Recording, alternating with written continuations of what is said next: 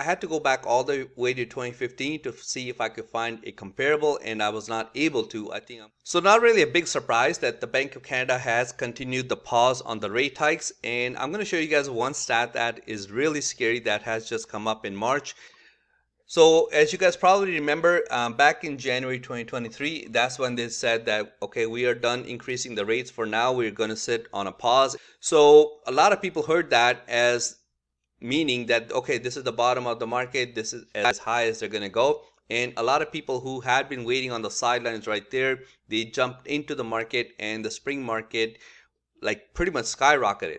Now this would have happened anyways because spring is always busier than winter, so this would have gone up anyways. But I think because of the pause, it went up a lot more than it would have been otherwise. Now the scary stat that I want to show you guys was this one here. This is what I did was I had to go back all the way to 2015 to see if I could find a comparable, and I was not able to. I think I'm going to have to go back even more. What I've done here is I prepared a chart from January to March. I want to see what the percentage increase has been in terms of number of homes sold and also number of new listings. And this is the difference in between them. So the jump from January to March in terms of number of homes sold in 2023 was 122%. That is almost on par with what was happening in 2021. They jumped up 126%. And the only other times this has happened was in 2016 and 2017. That was also when the market was going nuts.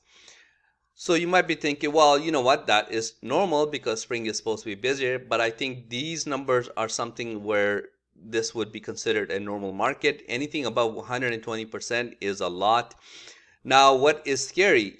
Scary is this part right here. New listings coming up. The jump from January to March, new listings only jumped up 45%. That is what makes it a very scary stat.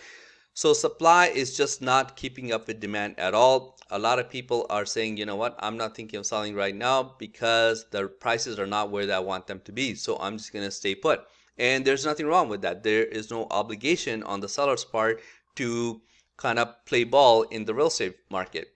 So supply is only jumped up 45%, and number of homes sold has gone up 122%. Now, if you guys look at the peak of the market back, this was the busiest market we've had in a long time, 2021.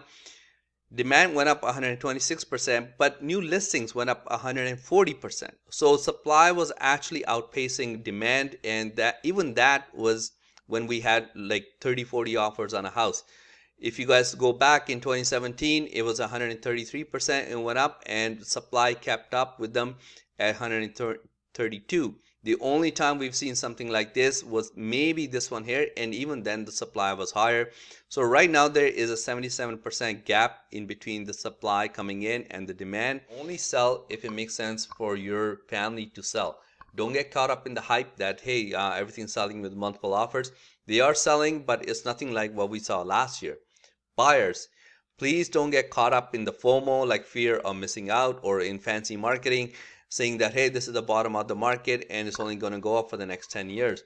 Whether that happens or doesn't happen remains to be seen, but you have to judge your own financial situation, because the last thing you want is you get caught up and in the hype and then you end up buying something that you can't afford, or something happens to your job, because a lot of people are predicting a recession.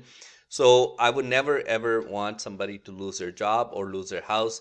So that is not why I'm doing these videos. I'm just trying to present the other side, because this other side you're not seeing a lot of people presenting. So it pays to look at both sides, and when you've looked at both sides, the good and the bad, and if it still makes sense for you to buy, yes, okay, by all means you should buy. But don't just get caught up in the hype and these clever ads on social media. And that is, I think, what's going to happen to the real estate market for the next little while, because the rates have been paused. I think there will be more and more people jumping into the market.